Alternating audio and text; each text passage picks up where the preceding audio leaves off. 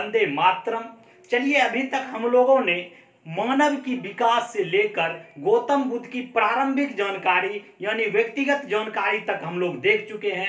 अब हम देखते हैं कि बौद्ध धर्म का जो धार्मिक क्षेत्र में विशेष योगदान रहा है उससे कुछ इंपॉर्टेंट प्रश्न हम लोग देखते हैं। पहला हम देखते हैं इसमें ईश्वरवादी और अनिश्वरवादी। ये ईश्वरवादी क्या है कि ईश्वर में जो विश्वास करते हैं उसको हम ईश्वरवादी कहते हैं, और जो ईश्वर में विश्वास नहीं करते हैं अनिश्वरवादी कहते हैं। जो आप आस्तिक और नास्तिक समझते हैं वही चीज है। आस्तिक ईश्वर में विश्वास करते हैं, नास्तिक अनिश्वरवादी होते हैं। तो ये बौद्ध धर्म और जैन धर्म जो थे वो ईश्वर में विश्वास नहीं करते थे, यानी ये दोनों जो थे अनिश्वरवादी थे, बौद्ध धर्म और जैन धर्म। कभी कभी आपको कंपटीशन में आएगा कि बौद्ध धर्म और जैन धर्म में क्या समानता थी, तो यही अनिश्वरवादी। दोनों जो है ईश्वर पे विश्वास नहीं करते थे, इसको याद रखना है। ईश्वरवादी कौन थे उस समय? जो इस दोनों को छोड़ के भागवत धर्म, शैव धर्म, इस हिंदू धर्म, ये सब ईश्वरवादी थे, ईश्वर को मानते थे। तो ये याद रखना है। अगला देखिए विश्वास। इसको जो है बौद्ध धर्म में विश्वास पुनर्जन्म में थी, यानी हम लोग पढ़े हैं जातक जो पवित्र ग्रंथ है बौद्ध धर्म का, उसमें पुनर्जन्म की बात की गई है। यानी बौद्ध धर्म में ये बताया गया है कि आपका फिर मनुष्य में जन्म होगा। तब तक जन्म होगा जब तक आप पूरी तरह ईश्वर से मोक्ष नहीं पा लेते हैं। तो पुनर्जन्म की बात की गई है इसमें। जो जातक हम बोले पवित्र ग्रंथ है वो बौद्धों की पुनर्जन्म की ही चर्चा उसमें है, इसको ध्यान में रखना है। चलिए, प्रमुख त्योहार है वैशाख पूर्णिमा।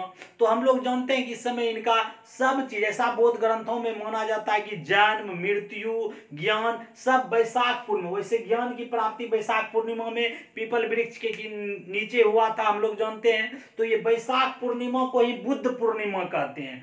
जो हम लोग के एरिया में मनाया जाता है बुद्ध पूर्णिमा, तो यही वैशाख का पूर्णिमा होता था। ये क्वेश्चन आता है कि बौद्ध धर्म का प्रमुख त्योहार कौन सा है, तो वैशाख पूर्णिमा मारेंगे। देखिए, अगला है धार्मिक जुलूस का शुरुआत।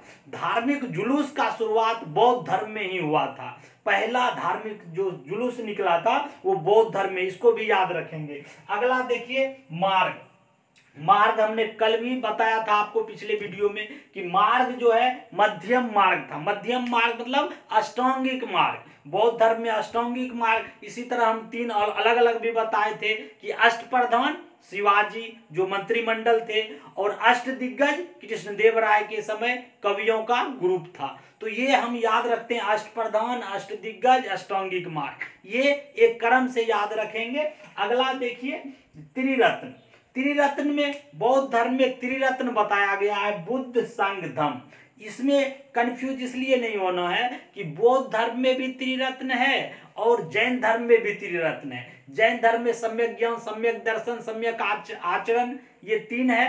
तो इस तरह हम याद रखेंगे, इसमें भी त्रिरत्न है बुद्ध, संघ, धम्म। कंपटीशन में आपको सवाल आएगा कि कौन सा बौद्ध धर्म का त्रिरत्न नहीं है, ये तीनों देगा, अगला कोई दे देगा।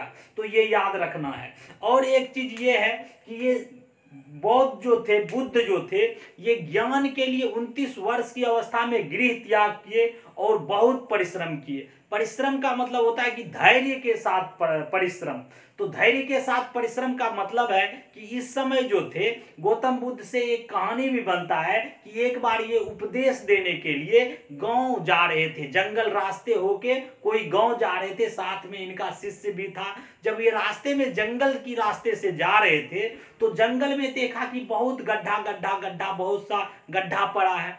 तो उसका एक शिष्य बोला कि गुरुदेव ये बताइए ये गड्ढा बहुत सा क्या है, यहाँ क्यों ऐसा किया हुआ है? तब गौतम बुद्ध ने बताया कि ये गड्ढा नहीं है, ये कोई व्यक्ति यहाँ गड्ढा खोद के पानी निकाल रहा होगा, लेकिन वो उतना गड्ढा कर नहीं पाया और ये सक्सेस नहीं हो पाया। कहने का ताल्लुकात ये है कि धैर्य के साथ उसको खोदना चाहिए। अगर वो धैर्य से एक ही गड्ढा खोदता तो जरूर पानी निकलता। आप थोड़ा ये गड्ढा खोद लिया और कहीं इसको पानी नहीं मिला।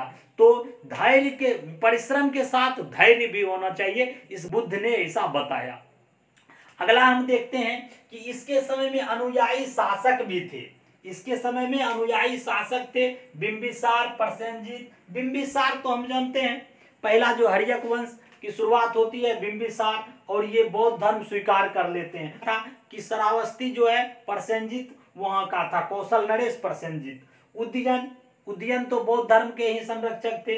अशोक और कनिष्क तो आपको मालूम है कि तृतीय बौद्ध संगति जो है अशोक के समय हुआ था। अशोक अपना पुत्र और पुत्री महेंद्र और संघमित्रा को श्रीलंका भेजा था। ये भी सवाल आता है कि बौद्ध धर्म का प्रचार के लिए ये अपना पुत्र पुत्री को कहां भेजा था? श्रीलंका, महेंद्र और संघमित्रा। और ये देखिए कनिष्क, कनिष्क जो थे ये तो चौथी बौद्ध संगति इसके शासन में हुई थी, और ये महायान संप्रदाय के थे। ये बार बार कंपटीशन में आता है कि कनिष्क जो थे किस संप्रदाय से थे? महायान, हीनयान महायान। मैंने पिछले वीडियो में बताया है, अगर आप लोगों ने नहीं वीडियो देखा है पिछला तो आपको जरूर देख लेना चाहिए, क्योंकि इसको समझने के लिए पिछला वीडियो बहुत आवश्यक है। चलिए अगला देखते हैं, कला का विकास।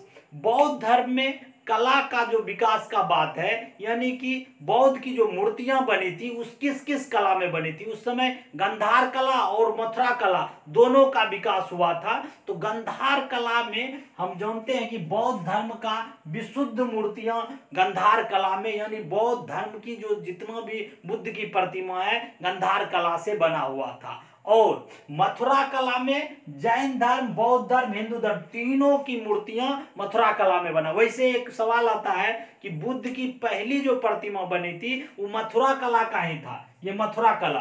तो अगर आपको आता है कि गंधार कला किस धर्म से संबंधित है तो बेहिचक मारेंगे बौद्ध धर्म। और मथुरा कला का विकास जैन धर्म, बौद्ध धर्म, हिंदू धर्म तीनों में है। लेकिन अगर आपको ये पूछता है कि जैन धर्म जो है, जैन धर्म में किस कला का विशेष योगदान है, तो इसमें मथुरा कला हम मारेंगे। इस दोनों कला का विकास कनिष्क के समय में हुआ है। वैसे शुरुआत मौर्य के समय ही हो जाती है। आपको ये प्रश्न आएगा कि मथुरा कला, गंधार कला का विकास किसके समय में हुआ है? तो कुषाण वंश, ये कुषाण काल देंगे, इसी के समय कनिष्क, क्योंकि यही संरक्षण दिया और इसके समय में बहुत सी मूर्तियां बनी।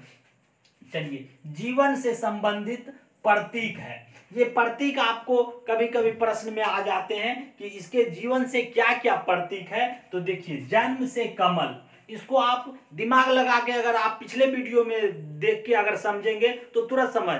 फूल खिलना, जब जन्म हुआ तो फूल खिलना, कमल मार देंगे। अब देखिए, गर्भ में हाथी, यौवन में सांड, माइंड लगाइए याद रहेगा। गृह त्याग, वो घर घोड़ा से निकला था, वो घर जो है घर से जो निकला था गौतम बुद्ध तो घोड़ा से निकला था, इसलिए गृह त्याग अश्व। ज्ञान की प्राप्ति हुई बोधि वृक्ष, बोधि वृक्ष के नीचे, पीपल वृक्ष के नीचे ज्ञान की प्राप्ति हुई थी तो बोधि वृक्ष। निर्वाण पद चिन्ह, पैर का चिन्ह, और मृत्यु स्तूप। तो ये हम लोग इस तरह हम देख लेते हैं बौद्ध धर्म को। अगला हम वीडियो में महावीर को देखेंगे बहुत अच्छी तरह से। और आप जो है नेक्स्ट वीडियो में हम लोग मिलते हैं। जय हिंद, जय भारत, थैंक यू।